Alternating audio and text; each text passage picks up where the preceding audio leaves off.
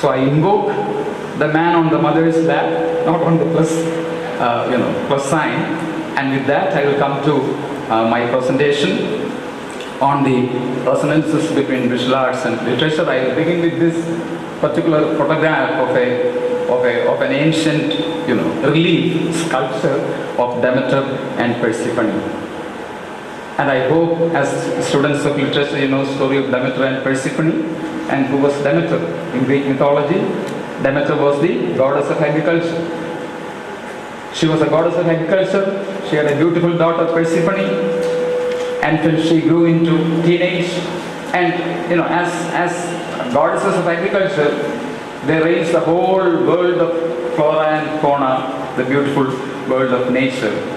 And one day, while Persephone was playing in the forest, plucking flowers and playing with the wild beasts and all, the god of the underworld, Pluto, saw her and developed a fascination for her and began to chase her. So Pluto chased her, and finally he got hold of Persephone and abducted with Persephone. He went back to the underworld. In the evening, the mother, Demeter, was waiting for the return of her daughter.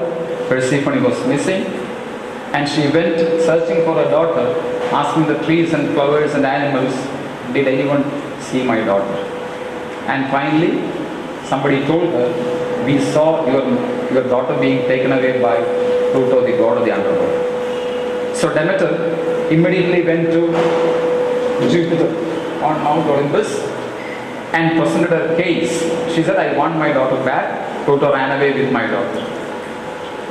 And Jupiter and all the gods, the synod, they called Pluto for a compromise. And Pluto was not ready for any compromise. He said, "I am married to her. Anyway, she has become my wife. I won't send her back." And then Jupiter said, "What can we do?" He says he can't do anything. He is very powerful God, and we are helpless. Your daughter has to live in the underworld along with Pluto, who seems to be her husband now. And Demeter, the woman's case was beaten. She said, okay, I will see what I can do. She went back, and what she did was, for one whole year, she completely stopped any kind of harvesting agriculture. On earth, there was not a shoot was blossoming, not a flower was blossoming. There was dearth, there was famine, there was drought, there was no water, nothing. And when there was a great famine in the world, gods were missing their food. Sacrifices couldn't be made. And 1 year it went on like that. Her protest went on like that. Ultimately, the gods had to relent.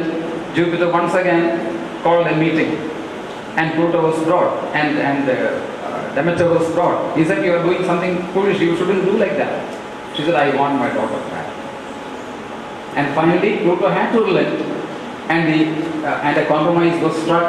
Reconciliation was struck, and it was like this: for 6 months, she can live with her mother.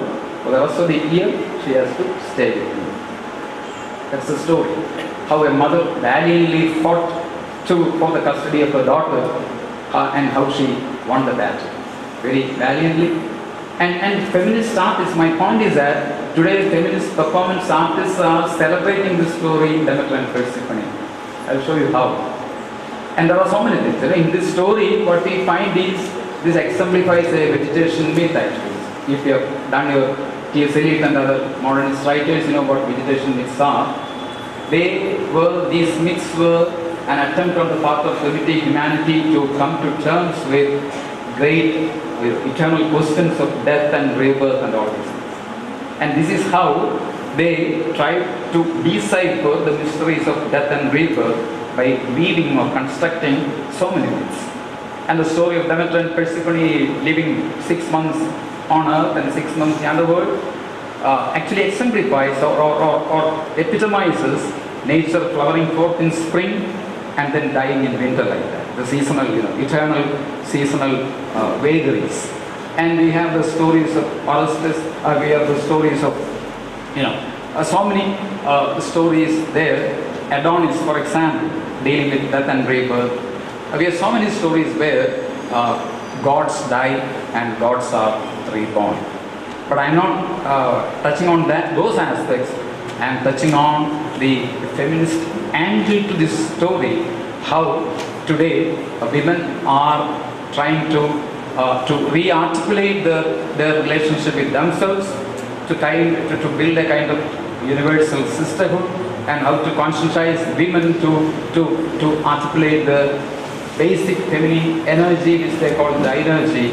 All these things are, implied in this kind of myth. This is an artist, Judith Anderson, performing as she has done a painting called Missa Gaia, Mother Gaia. And Gaia, Gaia was the mother of Demeter. So we have two generations. Gaia was the mother of Demeter. She was an agricultural goddess, and Demeter in turn became an agricultural goddess, and Persephone is Demeter's daughter, Gaia's granddaughter. So we have a matriarchy associated with nature, and it is this kind of implications that have given rise to a kind of ecofeminism where Gaia consciousness becomes very, very, very valid, very, very potent, where these characters like Demeter, Persephone, Gaia, they figure it out. And today in ecofeminism, these women artists are reinscribing their role in the world, identifying themselves with nature in a very enhancing manner.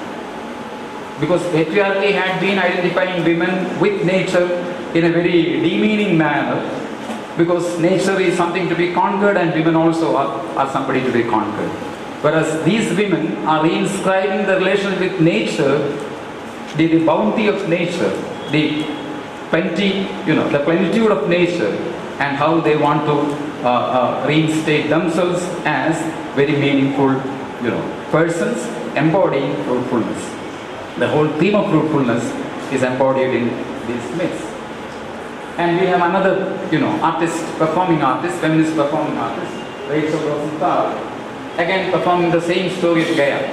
They travel all over the world, narrating the stories of Gaia, Demeter, Persephone, and narrating their own experiences as women, and inviting women to narrate their own experiences.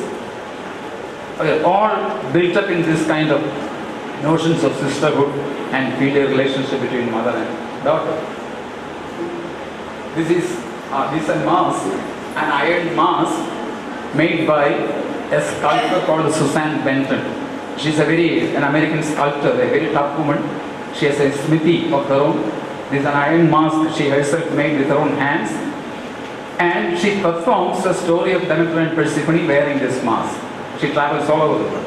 One day she wears it, she will be acting like Demeter, and she reverses the mask and she will be acting like Persephone. Yet another way she will be acting as Pluto, the god of the underworld. Anyway, like a mono act solo performance, she narrates the story of Demeter and Persephone, mother and daughter. A few years back she was even to Mumbai. She came to India, and in Mumbai she had a performance, Susan Benton, the story of Demeter and Persephone. Now, if I draw your attention to your knowledge your visual knowledge of world art, including Indian art, how many paintings can you think of where girl children are featured? Girl children are featured. How many paintings can you think where girl children have a space? If I made a search once like that, I couldn't find any except one. The whole European art, I could only find an artist like Frida Kahlo, a Mexican feminist artist, where she has painted herself as a small child, lying in the lap of a pre-Columbian goddess. The goddess is the mother, nature goddess is the mother, a pre-Columbian goddess, and she has painted herself, the artist has painted herself, being carried, thrusted by that goddess. And the same that feeds this artist spills all into nature and feeds the vegetation also. So how mother goddess as a nature goddess, how it is a nurturing feminine presence. And even in Indian art, if you go to Indian art, mainstream Indian art, you don't have paintings where girl children are featured. We have small kids, Krishna and Yashoda, for example. We have. Then Pietas, innumerable Pietas in the Western art field. Jesus and many we have. But can you think of a painting where girl children are the subjects? If not, it's an interesting question. Why? Why? Girls will not listen. Even in India, where we are supposedly, we are a community, we are a society, we love children, especially we love girl children, at least in theory we love girls like that. Why in representation, visual representation, girls will not have no space? It is as though the moment a girl is born, she loses her child. Girl, she is supposed to be a woman. The moment a girl child is born, she is considered a woman. Maybe she doesn't have space at all. So this is one of the issues that you can take it up and do research on that. The invisibility of girls learning are, that's a very interesting subject. And I begin on this note where women artists and women writers become conscious of that kind of relationship where a feminine presence will be very positive and active. Now,